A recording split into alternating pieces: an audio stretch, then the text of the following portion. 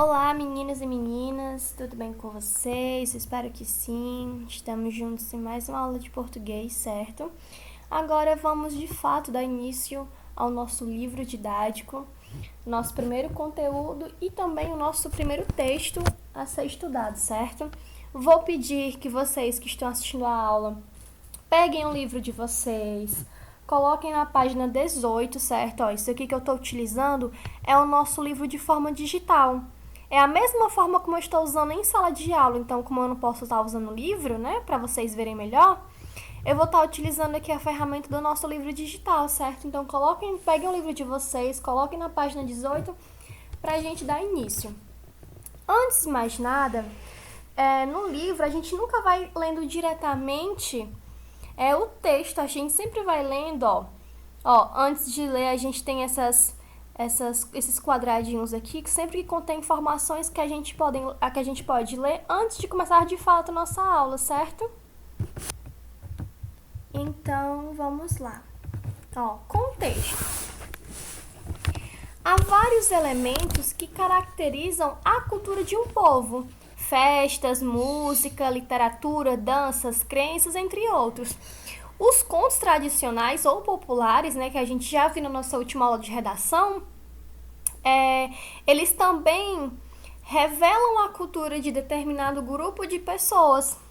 O texto que você vai ler é um conto tradicional da Rússia e foi retirado do livro Contador de Histórias de Bolso, Rússia, de Ilan Brennan, que reúne diversos contos tradicionais desse país. Então, antes de ler, eu vou fazer umas perguntas para vocês, eu quero que vocês respondam aí, né? Então pensem na resposta. No conto que você vai ler, um profeta faz previsões a um príncipe. O que vocês imaginam que seriam? O que vocês imaginariam que seriam essas previsões? Vocês conseguem imaginar? Pensem em que previsão você acha que esse profeta vai fazer a um príncipe. B. Será que esse príncipe vai acreditar nessas previsões? O que você acha? Né? Então, pensem aí na resposta, pessoal, de vocês. Vamos dar início ao nosso texto, certo? Acompanhem aí a minha voz enquanto eu estiver lendo. Eu vou estar lendo aqui, você também pode acompanhar pelo seu livro. Vamos lá. O príncipe Oleg era um poderoso nobre russo e sua fama, coragem e justiça eram conhecidos por todo o reino. Ao mesmo tempo, Oleg tinha um misticismo muito forte. Ele não combatia seus inimigos antes de ouvir o seu profeta. Gente, lembrando que no livro aí de vocês vão ver o glossário.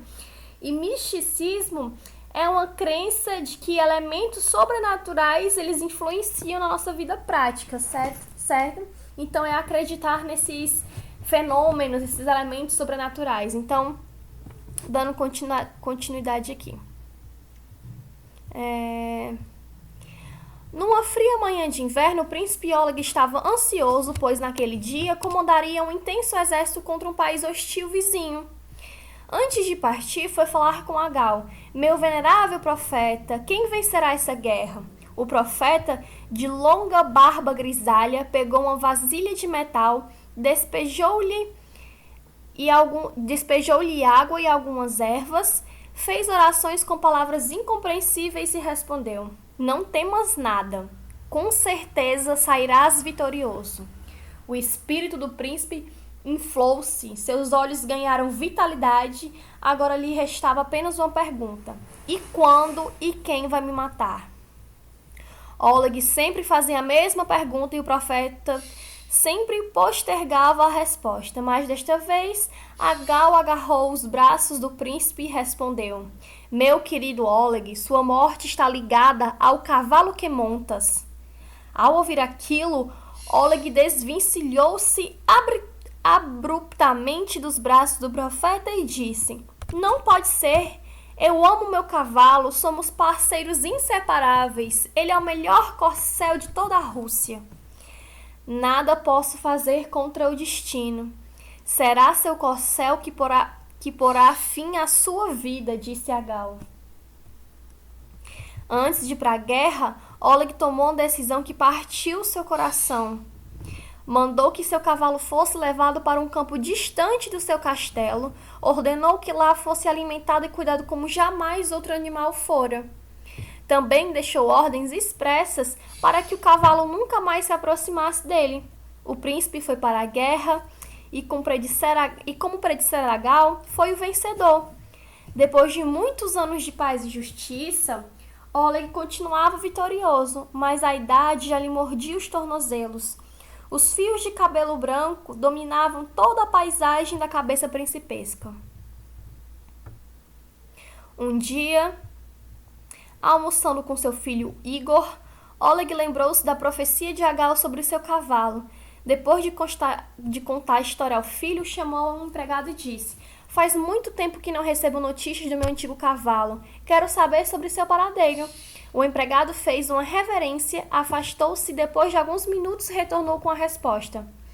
O palafraneiro informou que seu antigo cavalo morreu há mais de 2 anos. Oleg, ao ouvir tal notícia, levantou-se da mesa, amparou-se nos ombros do filho e disse: "Me levem até o lugar onde meu animal tombou." Oleg, Igor e o cavalariço viajaram até o campo em que o animal tinha morrido. O empregado mostrou a carcaça do corcel. "Está vendo, Igor? Este cavalo foi meu grande companheiro. O falecido Agal errou na sua profecia. Estou aqui vivo olhando meu animal morto." O príncipe, com os olhos marejados, agachou-se para fazer um carinho na caveira branca do antigo companheiro, mas não sabia de qual ossada havia se transformado na habitação de uma perigosa serpente, e assim que pousou a mão esqueleto, levou uma picada e morreu. Então, como a gente acabou de ler, né? Vocês viram que a gente fez umas perguntas no começo do texto falando sobre as previsões, né? Então, vamos lá, recapitulando a história. O príncipe, ele sempre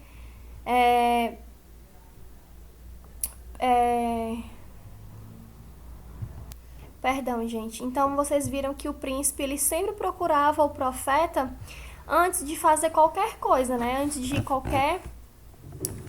qualquer batalha, antes de sair com seu exército, ele sempre procurava esse profeta, né? Profeta Agal, para saber as previsões dele, o que é que ele acha, como é que vai ser.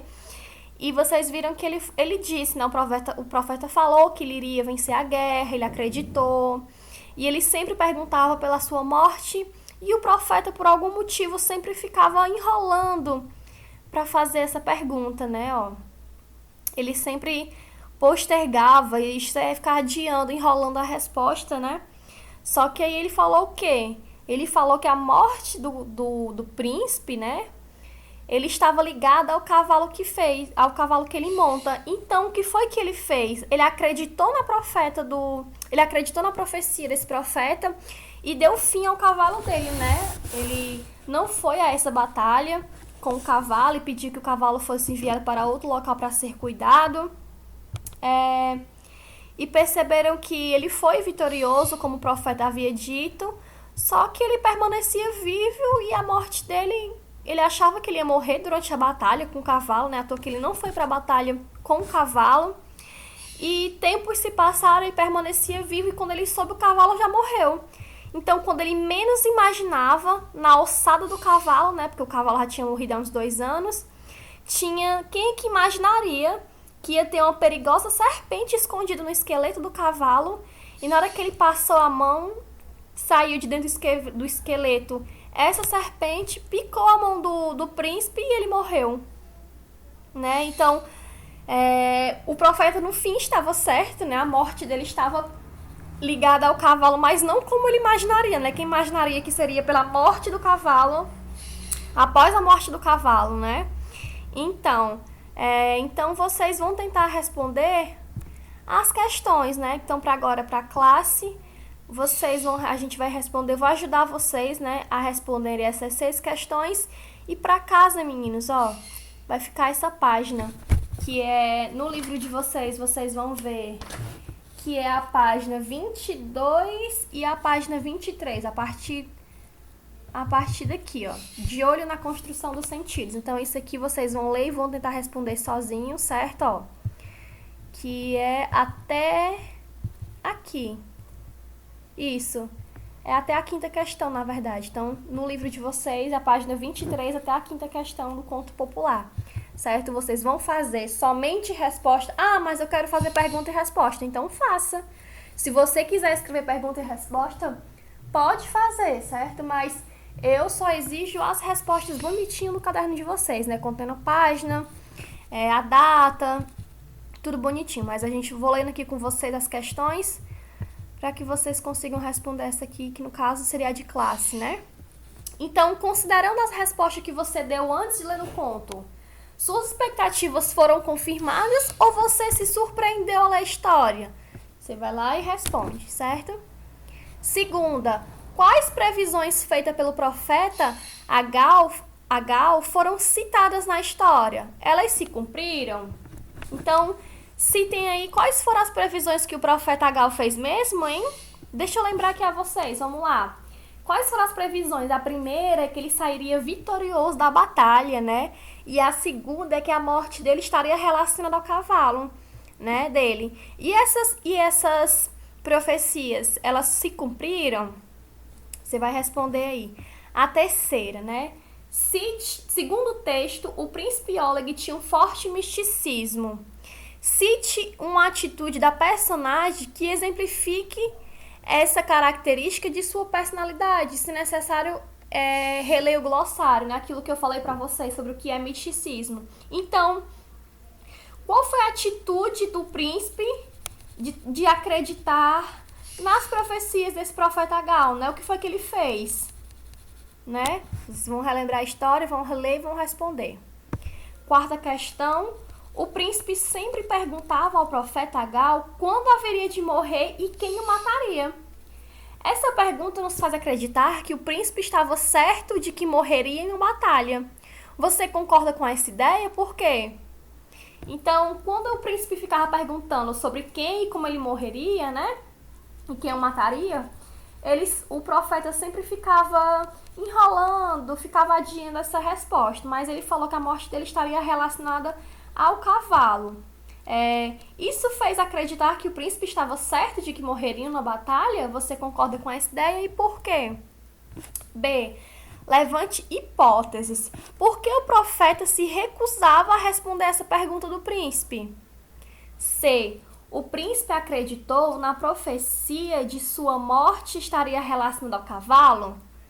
Justifique sua resposta. E a quinta questão. Em que momento o príncipe considerou que a profecia estava errada? Agora que você já leu e analisou esse conto, explique por que ele se chama destino, certo? Vocês vão aí respondendo no caderno de vocês, como eu já expliquei. Qualquer dúvida, voltem ao texto, certo? É um texto de fácil compreensão, de fácil interpretação. Então, respondam no caderno de vocês, essa de classe e essa aqui que é a de casa, né? Que no caso da página 21 a 23, vocês vão responder, certo? Somente resposta. Mas se quiser fazer pergunta e resposta, pode, mas então só vai existir resposta. E vocês vão me enviar lá no Google Classroom, certo? No mais, é isso mesmo a nossa aula. Releiam mais uma vez o texto, tentem responder com calma, com clareza, certo? E qualquer dúvida, é só mandar mensagem lá no Classroom. Tchau e até a próxima aula.